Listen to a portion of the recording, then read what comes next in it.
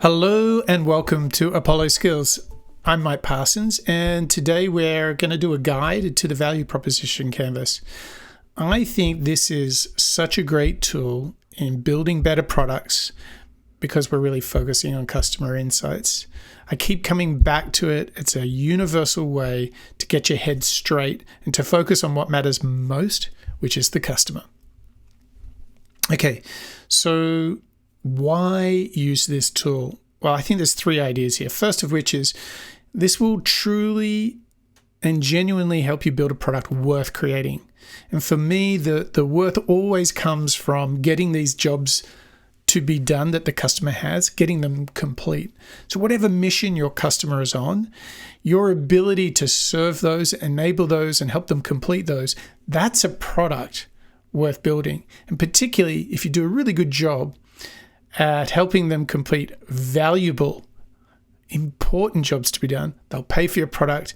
If you do it really, really well, they'll even tell others about it as well. So that's a product worth creating. Okay, an important part of the journey is that you will, by this focus on the jobs to be done and the ability for the customer to complete their jobs, their needs, is you'll actually uncover product market fit. Now, it's not only serving the customer part here, it's also about making sure there's enough people that have that need and that they're prepared to pay for it. But the key thing here is that you cannot truly understand product market fit if you are not helping the customer. And that's why this tool really sets you up for success. Okay, the other thing is, particularly as you've launched and as you continue to develop your product, this will help you understand, is your product unique? It may even help you in the early days as you're concepting the product to ask yourself the question, are other products helping the customer get this job done? And are we doing it sufficiently different or unique enough in order to get people to use and pay for and advocate about the product? So you can see here that the uses of this value proposition canvas are wide and many. So let's jump in now and start looking at what the canvas is. And then once we've kind of understood the basic components of the canvas, we're actually going to go through a real living canvas so you can actually see how it works through this example. Okay, so the canvas is like a balance. It's a seesaw, if you will. Here on the right side is the customer, and on the left side is your product. And you're always looking to balance. And if you balance them correctly in the middle, you have the fit, you have that harmony, you have a product that the market needs. Okay, so there's some things that we build around this. And remember, we're going to do an example together, so don't stress too much. What I want you to do here is just enjoy and understand the kind of concept of what we're trying to do. So we first start on the right-hand side here with the jobs to be done of the customer and the gains and the pains that they experience when they're trying to get it done. And what you'll see is that's sort of the bridge between the customer and the product, which is obviously on the left side. Okay, so when we think about a customer, could be B2B or B2C, they usually have functional, social, and emotional jobs to be done. So it may be very task-driven, or it may be social about connecting or with others or standing out amongst their peers, or emotionally, there might be some really important motivations that are driving them, that are needs that they need to fulfill. There are also jobs to be done. So on the right-hand side, the customer and their jobs to be done.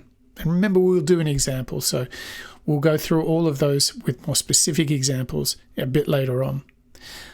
Now, what's really kind of interesting is regardless of the product, invariably, customers do experience similar pains and gains when they try and get jobs done. And they're often looking for rather similar gain creators and pain relievers. An example I've got down here is, just to bring this to life a little bit, is pains that people often experience are complexity, that the service or the product is disconnected when they're trying to pull it all together. Things are slow when they want to get the job done. Things are expensive when they try to get the job done. So that's why a great standard product will be simple, connected, fast, and affordable. Boom. Now, That's the pains. Let's go up to gains. The gains can have a little bit more emotional, human, like higher order of needs, such as personal growth, variety, transparency. And those are best met with, for example, personal growth, mastery. Variety is met by customization. Transparency can be how you price and the metrics associated with your product. So now what you see here is there's kind of two bridges getting us towards the product itself. And what you'd have over here on the left-hand side is you'd have your product with its key features. So these are the core elements of your value proposition canvas. And remember, it is a balancing act. So you know that harmony is in the middle when all of these match up. So here's a simple way I like to match them up, which is I like to draw a path. So here you can see a functional need is maybe met. Here it's a functional job to be done, met by this mastery or accreditation that our product may give, and that helps them achieve some personal growth, and that's connected to feature one. This is just an example. The real point here is that you need to be able to draw these lines where you have a job to be done going through either a pain or a gain or both and getting to a feature. And that shouldn't be a guess. That should be a validated point at some point. So when you're in the very, very first day, this would be a hypothesis, but it really is only valid as a value proposition when you know for sure. So when you have done surveys, prototypes, interviews with your customers, when you've really given them the chance to give empirical input into your offering. Okay, so it's only a hypothesis at the start. That's fine, and you can continue to validate it. Let's look at another example.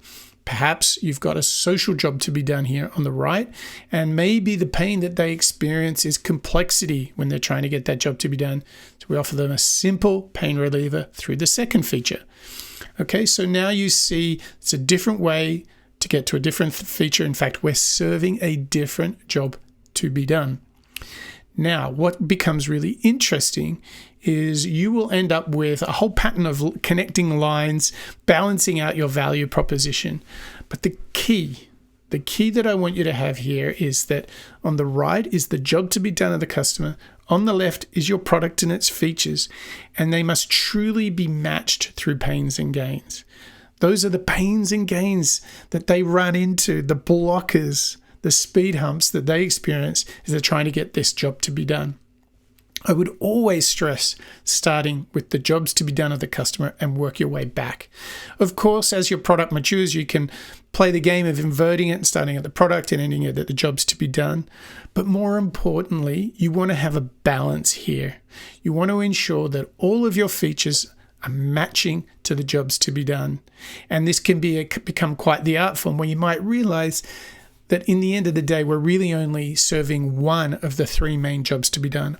Or maybe some of your features don't really relate to the job to be done. Now, the beauty here is you would far rather do this exercise at the beginning and realize that there's no balance or a lack of balance, such as some of the features don't actually match to any of the jobs to be done. Because here's the great news.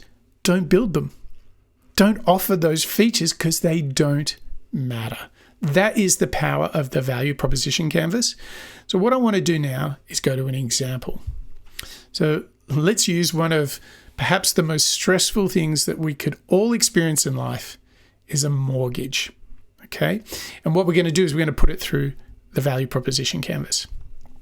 Okay. So our customer is Molly in Connecticut, New York. You might have a whole persona of her needs, of her behaviors. You might paint a whole story about her ideal customer profile. Obviously, you would want that to be based in reality, not just your dreams and hopes, but actually the reality of who your customers are. But for now, for this exercise, let's call it Molly. She's based in Connecticut, New York. She wants to get a mortgage. So what are the jobs to be done? Secure a mortgage to purchase a home, because this job to be done is essential because she doesn't get the home without the mortgage. So we know that this is an incredibly highly important job to be done. In doing so, part of her experience of getting a mortgage, she wants to feel confident and secure in this decision, as it is one of her biggest decisions in life. So the stakes are huge for Molly. So feeling confident and secure, because there's a lot riding on this, is actually a job to be done. She wants to feel confident and secure in this decision. And lastly, she's taking on a big obligation, so she wants to demonstrate that she has been fiscally responsible to her close and loved ones, her family. She's taking care of business. So there's 3 big jobs to be done. Let's see how these jobs to be done on the right-hand side, let's see how they start to play out. Well, it will come to no surprise to most of you, I'm sure, that as she goes to get the mortgage, she realizes that there's quite a lot of pain in this process. High interest rates, complexity of the application process, fear of not qualifying, and maybe she sees the perfect house but doesn't have the cash. All the hidden fees and traps that she doesn't know about, because let's be honest, she's only doing this transaction maybe once or twice in her life, so she's not really familiar with the hidden fees. And the other thing is it takes forever to get the loan approved. Those are some pretty substantial pains. So what we would want to do is be able to match a lot of these pains with pain relievers. These are things that we can imagine, if the interest rates are high, that we offer competitive interest rates. If the process is complex, we want to have a streamlined online application process, so you don't need to go into the branch. So you can start to see here that we are bringing to life the pains that Molly is experiencing as she goes through the process of obtaining and using her mortgage. Sometimes you can see that with complex user journeys, you might have pre and up to approval as a value prop, but then you may also have a whole new canvas for once they become a customer for the life after they've been issued the capital, after they've got the loan. So that's obviously a great way to break down a big user case like this. Okay, so what have we got so far? Molly in Connecticut, she wants to secure a mortgage. She encounters a lot of pains. So the good news is, as product people, we can actually go about relieving a lot of these pains. So competitive interest rates, as we mentioned, is just one of the many things that we can start to do to alleviate some of these pains. Now, there's not just pain here, but there's a lot of gains that Molly is looking to achieve along the way. She wants low interest rates. She wants simple and fast application process, pre-approval confidence, transparent fees, quick approval. I've kept these rather functional because it's such a big use case. It's very, very common. What you will see in some products that you get higher in Maslow's hierarchy of human needs, and you can get a really nice mix there. But I've kept this pretty functional, but you can explore what's right for your product. But in this case, we've got a whole bunch of gains that she's looking for. And then one of the interesting things is if she's after low interest rates, what's a gain created there? Low monthly payments through competitive rates. So you can see here that we're fine-tuning the difference between a pain reliever and a gain creator. Now, your pains and gains don't have to mirror each other. They don't have to be the inversions of each other. I've kept them all pretty close here. You can have a whole series of different approaches. See what works for your product. What I would stress is think about pains as blockers and gains as benefits that people wish to experience during the process. That's kind of a nice way of really simplifying it. What's really important to note here is no matter how you do it through the pain and or the gain, you need to be able to get to your product. Now, our product in this case is called Mortgage Nirvana. That's right. Mortgage Nirvana, it's an amazing product. It has incredibly good mortgage variety. So the types that it offers are fixed and variable and first-time buyer loans. That's the way that we can have competitive interest rates. That's the way that we get to some of the biggest pains about affordability and to being feeling confident about your purchase. We have an online mortgage calculator and a dedicated customer support. So what you've got here is you've completely mapped the canvas, filling in all of the important areas. Now, what's interesting to note now is we're going to do the second step, which is really finding the thread, connecting the dots, if you will. Okay, so let's play this out. So Molly from Connecticut, New York wants to secure a mortgage to purchase a home. The pain that she experiences is high interest rates. The pain reliever we have is that we have very competitive interest rates. And we see that in our Mortgage Nirvana product in the characteristic of fixed, variable, and first-time buyer loans. These are the way we keep the prices down. We are competitive on rate, competitive on monthly fees, and that really helps them as a company, Mortgage Nirvana, who are providing this great product, to serve Molly by helping her secure a mortgage to purchase a loan. Now, you might be thinking, well, this is not very complex. It's not very polished marketing terminology, and that's okay. You're not trying to be fancy. You're not trying to be highly detailed. You'll have plenty of time in your business canvas and your product planning to get into real details of this. What you're looking to say is, do we offer competitive fixed variable first-time buyer loans? Okay, great. Then we're relieving this pain around interest rates, and we're going to help Molly to get the job done. Now, you might have this as a hypothesis. As I said to you, though, don't forget that you can, in fact, go out into the world and test every single characteristic here. You can test, are these assumptions true? Are our rates competitive? Are they within the margin of the lowest, or are they perceived as competitive? These are things you can do surveys, you can do prototypes, you can do interviews, you can do a whole bunch of testing. So this may be at the beginning your hypothesis, but don't forget you can test it as well. But let's come back to this value proposition canvas and let's see what else we can do for Molly from Connecticut. Well, she wants to feel confident and secure in her decision. Maybe she's a first-time buyer. She's a little bit apprehensive. Maybe she's heard some disaster stories that people have had. Particularly, one of the scariest ones is hidden fees. Oh, I didn't realize that was a fee. All sorts of title fees, paperwork fees that are associated with a mortgage. Well, you can say that hidden fees is the pain, and transparent fee structure with zero hidden fees, zero hidden costs is our pain reliever. And the way we bring that to life might be with our dedicated customer support who really guide them every step of the way. You may even see that you also, in your online mortgage calculator, start to demonstrate the no hidden fees as part of that. So the beauty here is that's actually the second feature. So you can see here where you look at the power of your product is when you see all of the features working in concert with each other, addressing several pains and gains. So that's a great area to discover. As you get more confident with the canvas, you'll see that that's where you start to go, wow, we really got something. But let's keep going and see what else we can do for Molly.